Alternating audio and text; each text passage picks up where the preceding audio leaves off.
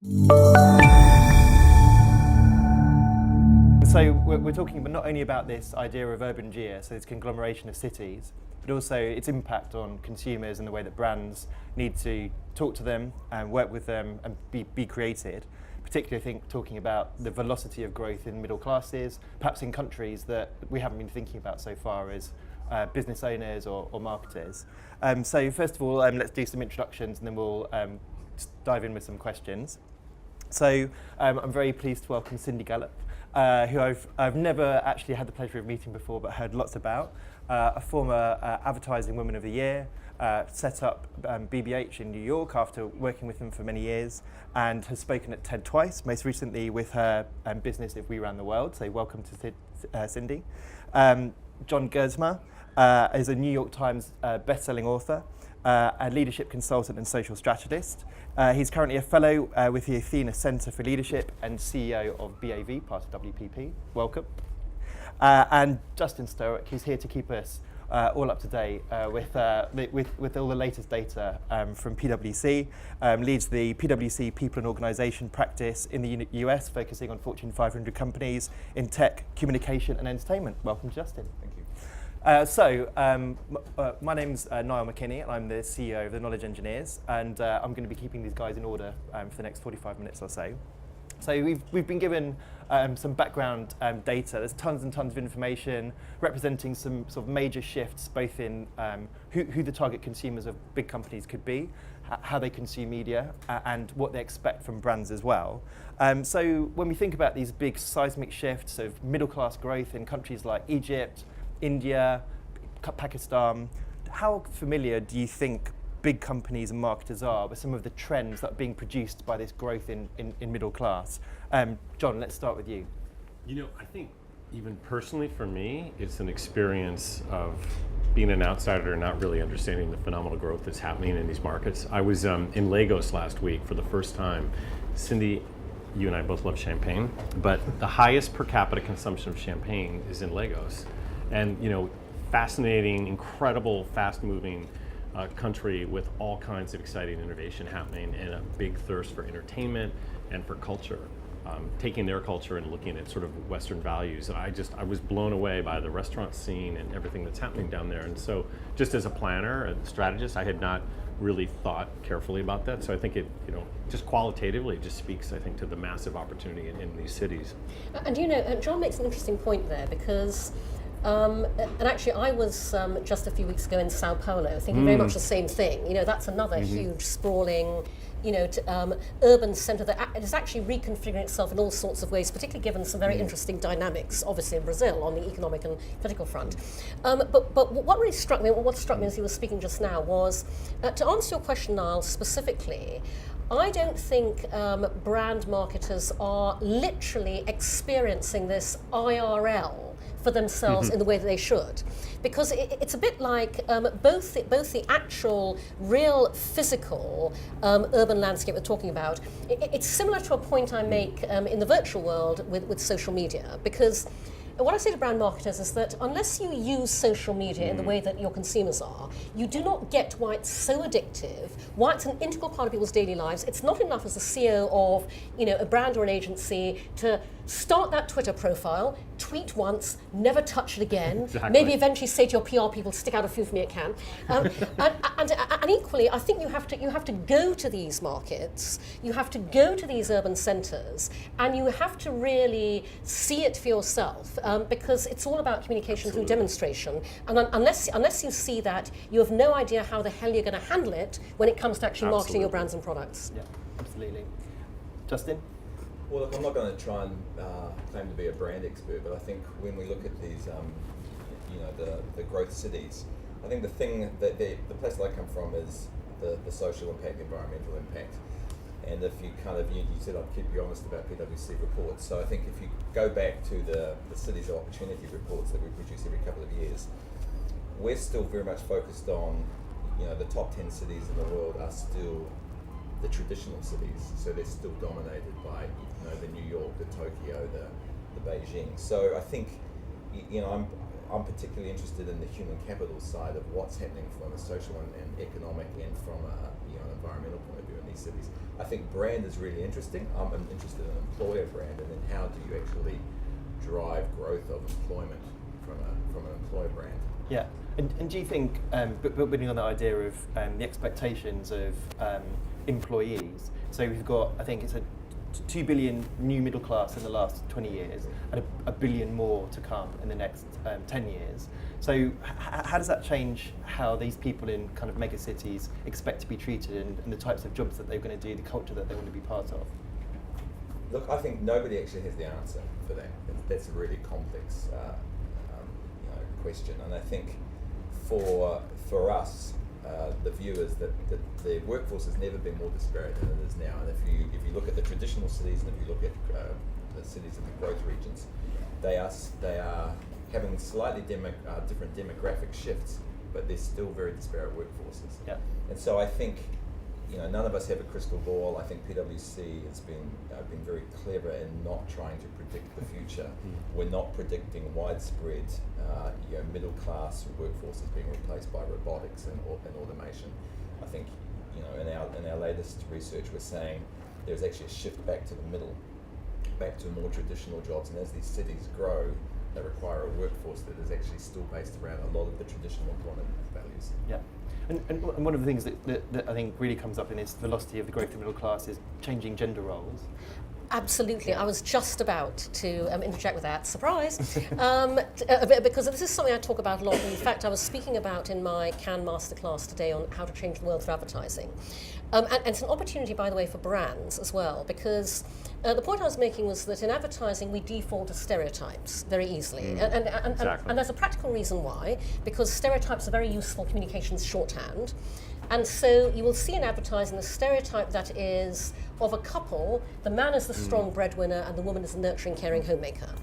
And what I want to see in advertising communications is what I think is a very important part of what we're talking about, which is the reflection of the relationship model of today, which is a partnership of equals. Because today, both halves of a couple work, because the economy in every country around the world, and the centres we're talking about, demands it. And that requires completely new negotiations of who does the housework, who does the childcare, what each half of the couple feels when the wife earns more than the husband, or the wife has a job and the husband doesn't. And by the way, I'm talking heteronormatively, but this applies across every type of couple. And I think that is driving and should drive a very different approach to urban planning in the broadest possible sense, when we as analysts and brands look at and kind of overlay the considerations and the contributions we can bring to the table that actually help improve people's lives in all of these areas. And Cindy, on that role on brands, talk about the Glass Lions, because you were on the original jury, and I has had the honor to do it this week, but I think progressive work, right, from progressive cities and countries might not expect. No, and funnily enough, John, progressive work that is more progressive than our actual industry. By which I mean, so true. The Glass Lion awards advertising that shatters gender stereotypes. And certainly when I talked about this as the inaugural jury president, I talked about the fact that for me, that is not, as most people's minds tend to go to, advertising is about wildly empowered women being wildly empowered over everything. Okay? It's simply about advertising that reflects the world as it really is today, in the way that we're having this discussion. And in order to create work that reflects the world as it is today, we need an industry whose makeup also reflects the world as it is today. And our industry certainly does not do that when it comes to women and people of colour.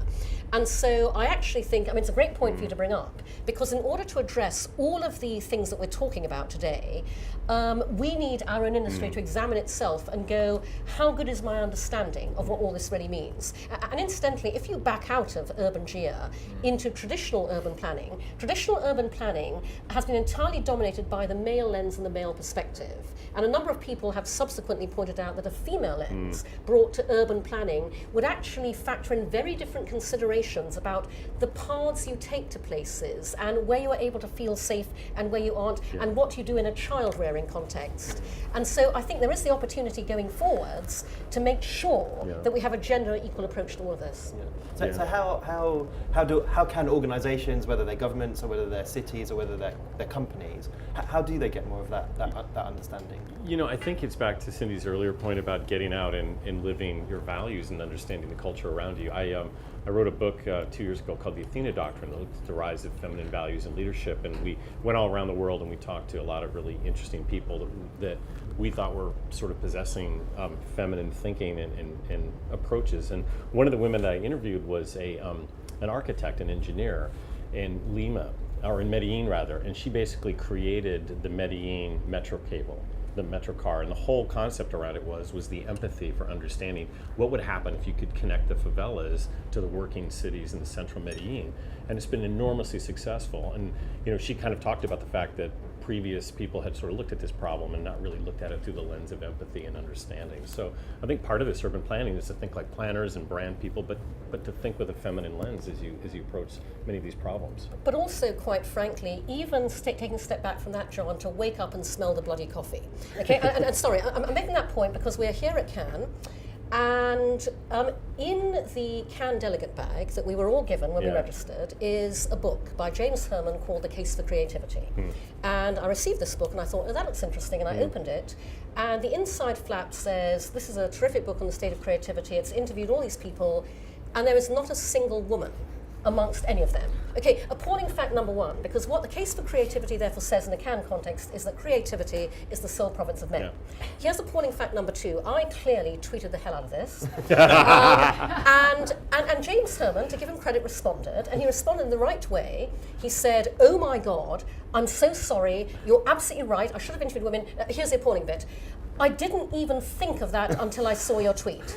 Okay, I retweeted that as a demonstration, and I said, this is how all-pervasive unconscious bias is in our industry. Exactly. And so, John, even before implementing what you're talking about, literally our industry has to wake up to the fact that we are unconsciously biased in everything we do, when at the top of advertising is a closed loop of white guys talking to white guys about other white guys. Pale, stale, and literally, you've got to break that closed loop in order to address any of these issues and to do it responsibly on behalf of the brands we work with. Yeah. And the same thing actually is what we're saying about employment. So, I mean, look, whether the cities are growing or not, from an employment value proposition, we're saying we need to actually go back and rethink the employment value proposition. We need to be far more conscious of stereotypical types, the cultural values that the workforce is actually looking for now.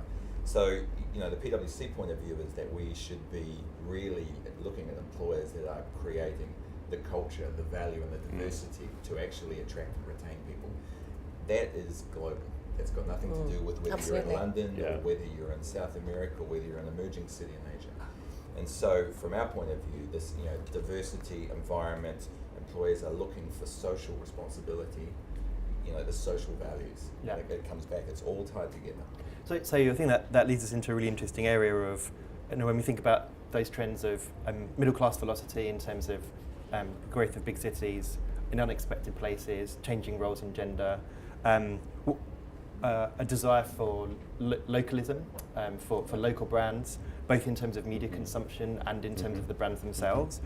How much do you think, we're in an advertising festival surrounded by multinational advertising agencies and multinational companies who are all trying really hard to save money, especially at the moment. How well do you think they understand the importance of being local in some of these kind of emerging megacities? We'll leave that to these guys. Do you know, I would say that depressingly, what we see around us at Cannes reflects a particular attitude on the part of what have historically been deemed the more developed markets. Okay, all around Cannes are little cliquey hives of the US, the UK, who are not going, oh my God, I really want to go and find out what the Mexicans are saying about Cannes. Okay, literally. I mean, there is a hierarchy of, and in fact, it was covered. I can't remember who wrote the piece about why work from Asia does not win more awards. Because juries have trouble understanding it when they are from different cultures. And so, interestingly, although Cannes is the only and the biggest global celebration of creativity in our industry, there is still a faulty hierarchy that goes, at the top of the tree are the Western and more developed cultures. And, as the report said, the whole idea of emerging markets is no longer, that term is completely outmoded. Yes. And so I would like to see a much greater real interest in localization. Here it can extrapolate to the rest of the industry because that sure as hell is not happening currently. Yeah. John, you obviously must come across this kind of challenge in some of the work that you do. Yeah, we were having this debate in our jury session over the weekend. There was this discussion that we should put at the beginning of emerging markets, so-called emerging markets, because you're looking at that through the lens of business, through some very sort of antiquated 20th century viewpoints. Now, obviously, economics and prosperity are really important, but that's not the only reason to define a country around its sort of nature of being. I'll probably come at it from a more simplistic view. Society always pulls back to the middle. So when you're bombarded by global brands and globalization, society and the human race always pulls back every generation back to the middle. If you kind of look through modern 20th century, 21st century, when you look at significant events in the world that have kind of disrupted things, and we're in the kind of the globalization disruption phase at the moment, society tends to pull back. It tends to pull back more in developing and growth markets, I think. But I think there's great hope. I'm totally against globalization, and I think it's food and culture cannot be lost, languages, and so I think society and the human race always tries to pull back. Maybe I'm simplistic, but that's a good thought. No, and I think there was some very strong data to support that in the report. So I think in markets in Africa, in Asia, there was a strong preference for local versus global brands, and local culture versus global culture. So there's an economic benefit to companies understanding that and acting accordingly. But there's also a very important emotional benefit, which is local pride. Which I think can really drive a lot of what we're talking about in terms of localized economic growth and expansion. When a society feels enormously proud of what it is producing itself, wants to buy into it, and by the way, we are seeing this trend in China. Where increasingly Chinese brands are the status symbols versus historically, to be a status, it had to be a Western brand from outside.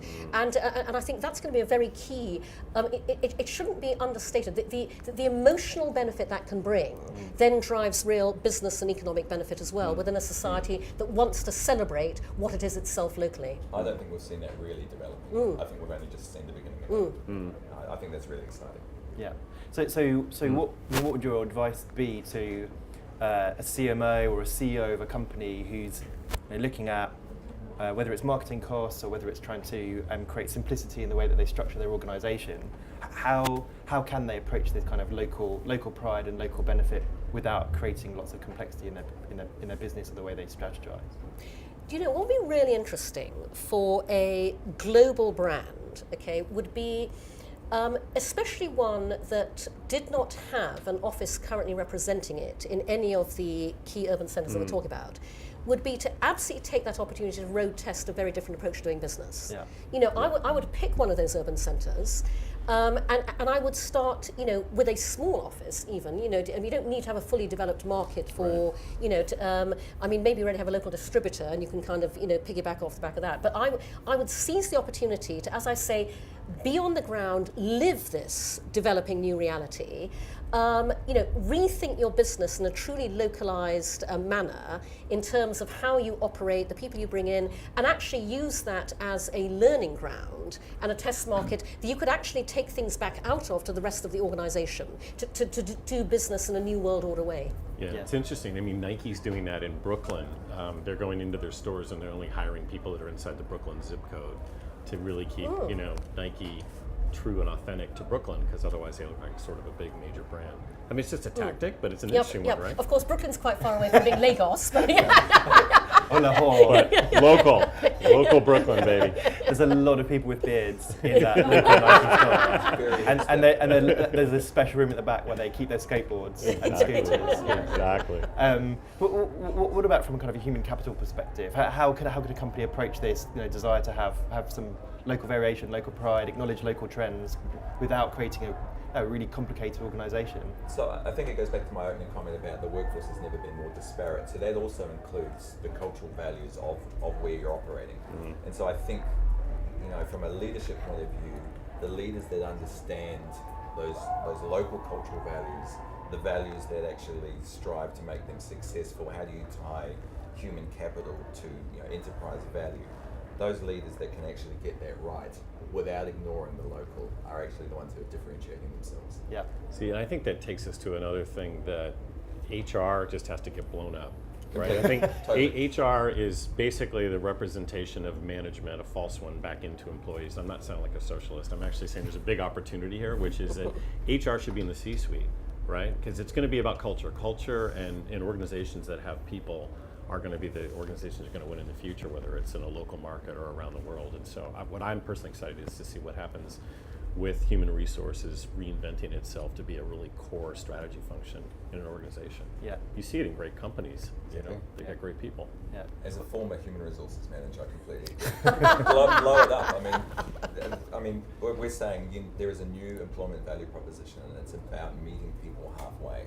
So we're saying there's no longer the traditional values of the employment that our parents and our grandparents had, that job for Exactly. life.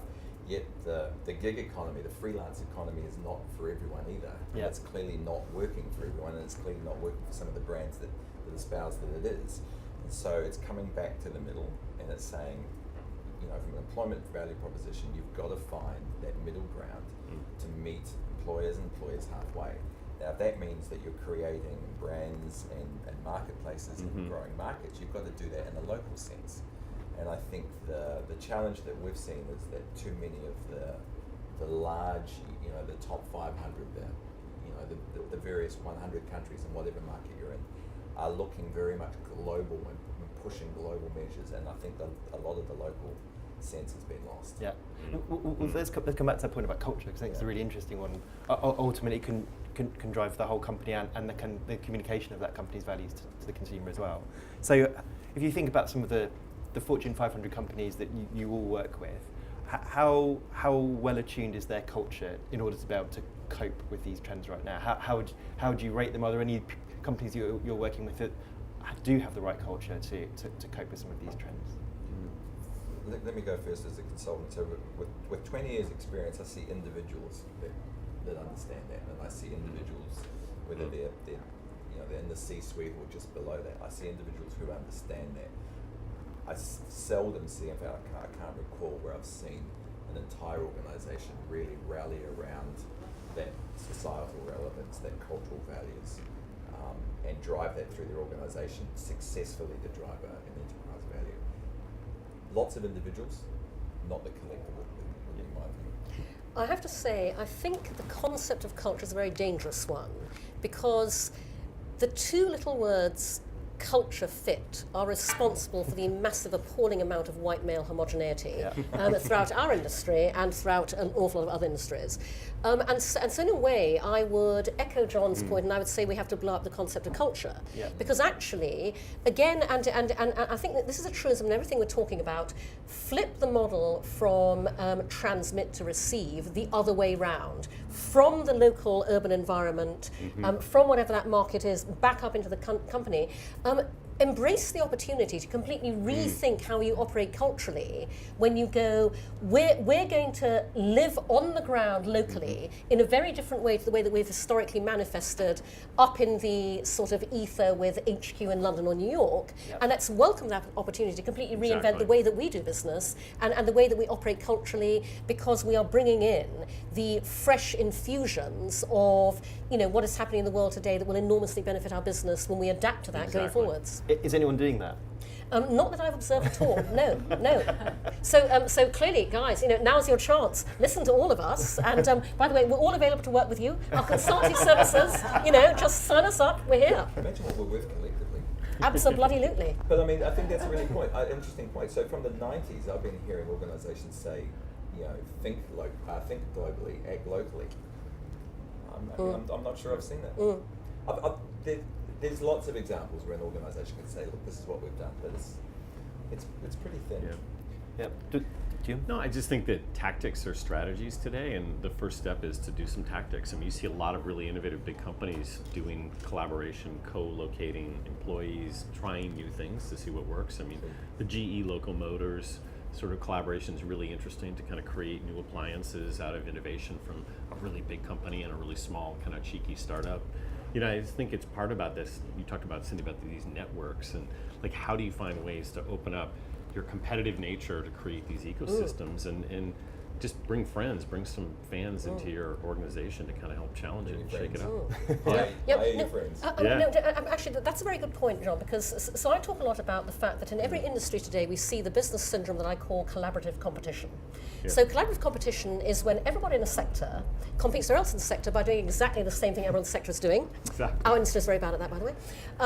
And instead of collaborative competition, I believe the future is competitive collaboration.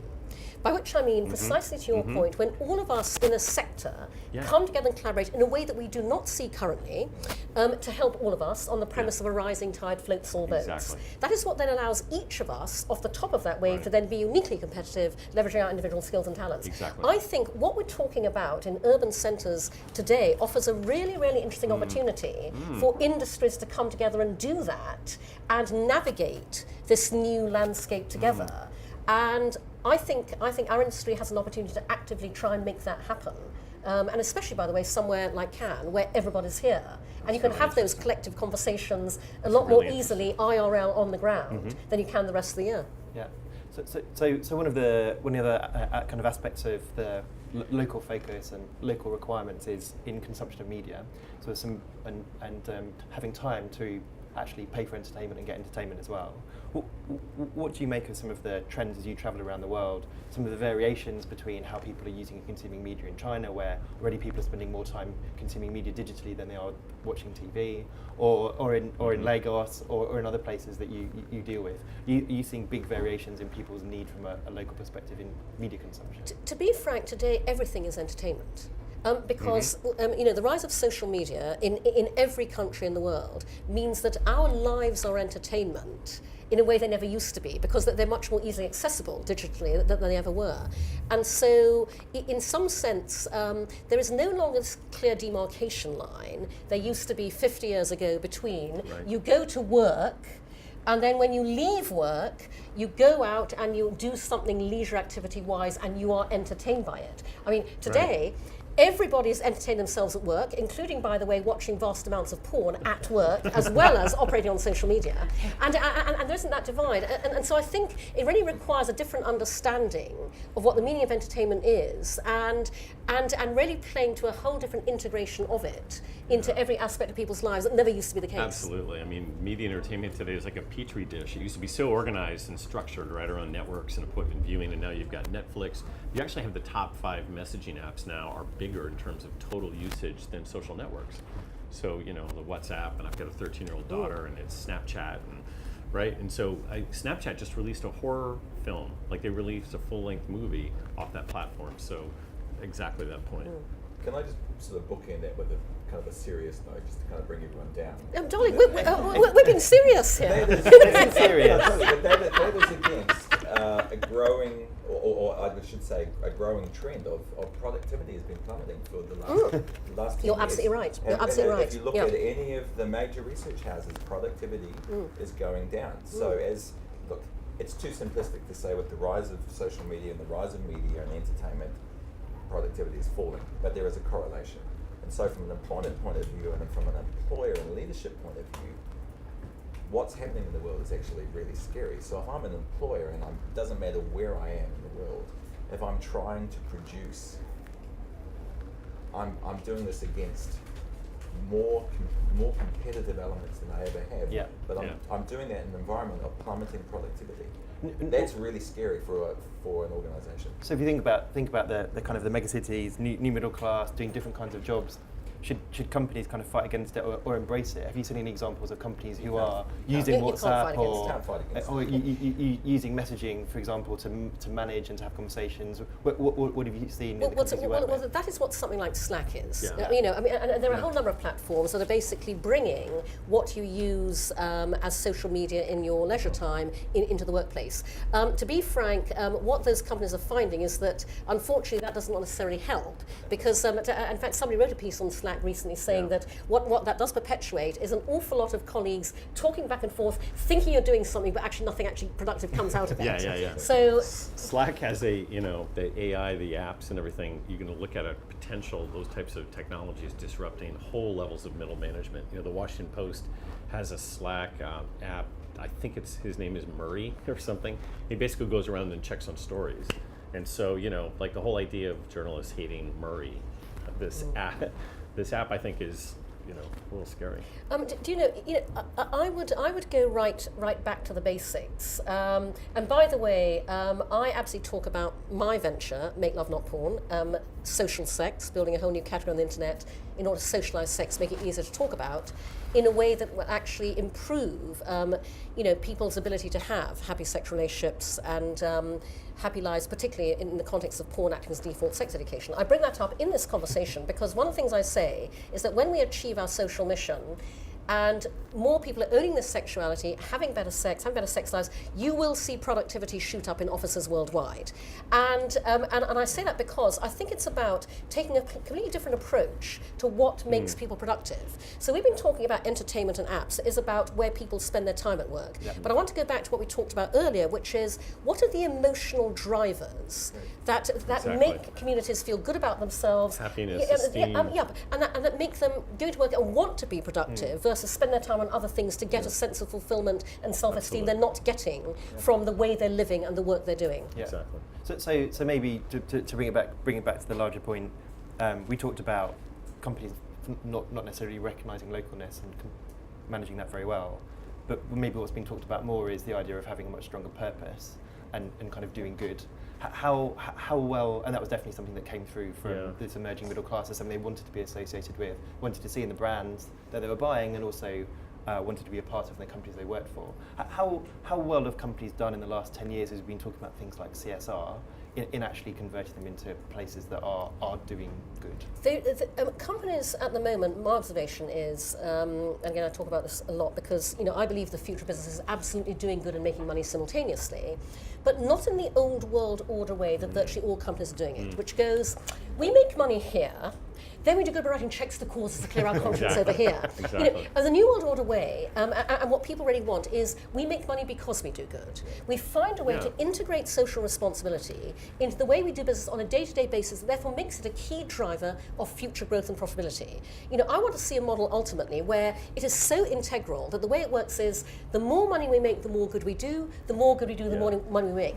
And when you have integrated social responsibility into your business in that way, what you do for all your employees is you give them a reason to wake up and go to work in the morning. They go, this is why I'm doing what I'm doing. And I feel that because I'm doing it, I'm an active contributing member of society to my local community, to my local economy, in a way that's enormously satisfying and generates in turn higher productivity. See, the problem is I agree with all of that. You had branding, you had corporate comms, you had CSR, and there were all these little silos, and they all had their own P&Ls and their own sort of focus and emphasis. And what Cindy's talking about is absolutely right. It's all one thing today. People are buying, in this era of mindful consumption, they're buying brands from companies that have these values. The really interesting thing about it now is that you can have a business decision that could be bigger than any brand idea you've ever come up with. I mean, in the States, CVS decided not to sell cigarettes. Yeah. That was a massive risk that they took, but it was a strategic decision that became a branding face. Yeah. Here at Cannes yesterday, we awarded the Grand Prix to REI for Opt Outside, which was to go outside rather than go shopping on Black Friday. Again, an executive decision. So all these things are parts of media today. Your CEOs, your leaders, your people, all these things, I think, even your business decisions can be elements of branding. Yes, so two points on it. I think that the organizations that are doing that will actually be able to attract and retain the right people. Employees are demanding, and those organizations that are going to struggle, they're actually going to continue to lose people. I think the second point I would make on that is it has to be done, but it has to be done authentically. It has to be done. Oh, no, absolutely. And there are some Totally. organisations that are still struggling with that. Yeah. And so it's very easy to jump on that bandwagon and say, okay, I think I know what that looks like, and mirror that, but not get it right. Yeah. And so from an employment point of view, again, if you bring it back to organisations, employees are demanding it. Your existing employees, but also your future workforce. There will be coming, we're fast approaching a time now where people will not join an organisation that can't authentically point to that. Yeah. Yeah. Are there any other examples of companies that have integrated that into the kind of the core value proposition of who they are and what they do? To be frank, very few. It's depressing because Lots have started the journey. Yeah, but I get asked when I talk about this, people say to me, Cindy, who is currently doing what you're talking about? And I go, unfortunately nobody. The next question is, what will make them do what you're talking about? And generally, depressingly, the answer is total, absolute bloody disaster. When something really bad happens, and you have no choice but to rethink, and it shouldn't have to come to that point. But at the moment, I do not see enough brands and companies around us definitely not doing enough. what we're talking about. Definitely not enough. In our BAV data, though, consumers cite a lot of brands as having sort of core purpose and values, and also being cool. And we've done this analysis where we've seen brands like Warby Parker and Tom's and even more traditional brands that have good CSR reputations get a rub back. In our data, we saw that Microsoft, among people that are aware and would intend of Microsoft, in some respects they have better, stronger brand metrics than Apple if people are associating Microsoft with the Bill and Melinda Gates Foundation. Yeah. So it's just speaking to that opportunity you made earlier, Cindy, about how do you break down the walls and just really go and put your entire company out there in a great way. And again, also, if you think about doing it from the local urban centre up, because in Lagos they've never heard of Warby Parker. No, exactly. Exactly. So I think it's a really interesting question to go. If you're a brand that is doing business in Lagos or Sao Paulo or any of those centres I'm talking about, how do you make those people feel that you are an integral part of their lives in a way that they really appreciate, that they want to work for you? Because when you do that, people want to come and work for you. Totally. And again, be on transmit upward from there and receive in HQ versus the other way around. So these things could be quite different from market to market based on the local requirements. Yeah, and you celebrate those. We were in Kenya and we spent time at iHub, which is the coolest thing. It's cooler than anything in Silicon Valley. And that should be like a thing. We should be celebrating that and building that up. Yeah.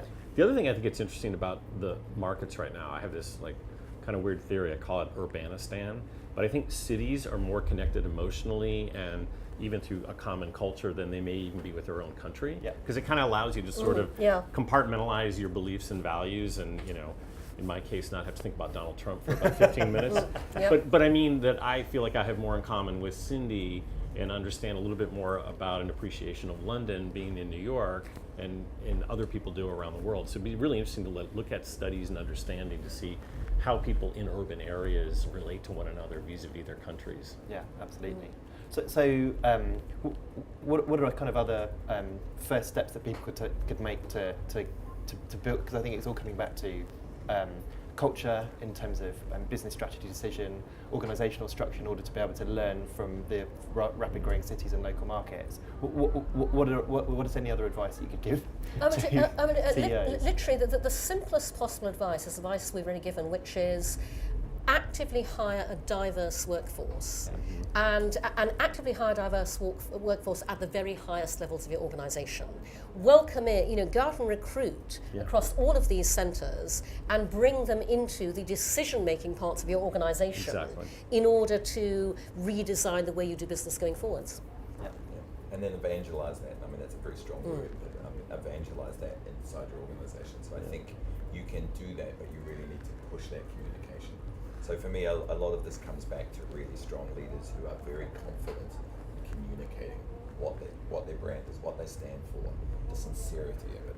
Yeah. Do you think the most senior people in big organisations, whether they're companies or agencies or non-governmental organisations, do you think they're going to the places that we're talking about? Are I've been to lots and lots of No, agency and brand offsites. No, we take our clients out on innovation treks, Yeah. and you unpack a problem by going and talking to lots of other industries and look at interesting concepts in retail or whatever the problem Yeah, but is. except no, that doesn't happen often enough because they're Exactly. going to those places. They're going on the private company jet. Right. That they're going surrounded by minions who are responsible for every step of the itinerary. Yeah. Every moment is accounted for, and they're being taken on careful tours of the slums in Joburg or Yeah. the favelas in Exactly. It's a Rio. North Korean approach. They are not. No, you got to go live it. I mean, you want to do that that Henry V thing, or if you go out in disguise and you walk around soldiers in the campfires at night. Exactly. But you need to actually get out there and live it.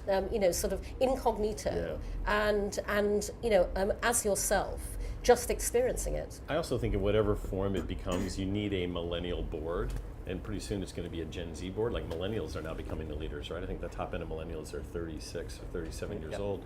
But I think there's such a difference. There's the local sort of geographic discrimination, and then there's age discrimination. And I don't mean it in a compatible way, but I think like it's a big issue, right? No, you're absolutely right. How do you break down those walls No, between those ages? and I want to see corporate structures completely redesigned so that what you have is cross-generational working and discussions. Because the whole point of the corporate structure at the moment is hierarchy, which means that the older people are further up, and they don't get to talk to the younger people coming at the bottom. And actually, what we need is Absolutely. everybody talking to everybody else. And so, very different flat structures. And again, change happens from the bottom up, not the top down, is my belief. And so Totally. encouraging that to happen from the bottom up, I think could produce very Absolutely. profound effects. It's about creating that safe environment.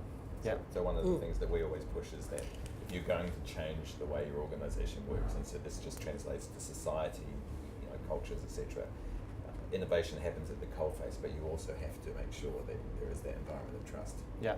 And so again, it comes back to the employment value proposition. To be authentic, to be sincere, you have to actually create an environment where you can do that. And organisations struggle with that. Yeah. That's so important. Did you guys Government struggle with that. Yeah. Did you guys read that Google study that they did? It was in the New York Times. It was so interesting. About the key dynamic that drives successful teams. Phenomenal. The number one thing that is a guarantee of performance success for a team, and this is very unusual, and I've not spoken of Google, they've identified quite correctly, is when the members of that team feel able to be vulnerable in front of each other. Yeah.